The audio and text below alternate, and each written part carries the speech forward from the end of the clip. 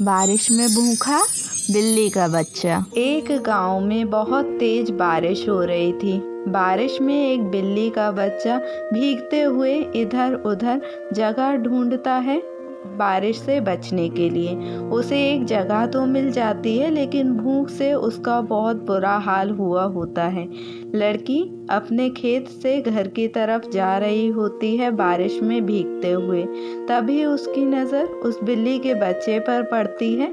वह बिल्ली के बच्चे के पास दौड़कर आती है और देखती है कि बिल्ली का बच्चा जो है काफ़ी ज़्यादा भीग चुका है। वह तौलिए से बिल्ली के बच्चे को पोंछती है और अपने घर की तरफ लेकर जाने लगती है। रास्ते में दोनों बहुत ही ज़्यादा भीग जाते हैं। भूख की वजह से बिल्ली के बच्चे का बुरा हाल हो जाता है। घर आकर लड़की उसे दूध देती है पीने के लिए, जिससे उसकी भूख शांत हो जाती है। कुछ समय बाद दोनों देखते हैं बाहर आकर कि धूप निकल चुकी है और बारिश नहीं हो रही थी, तो दोनों खेलने लगते हैं।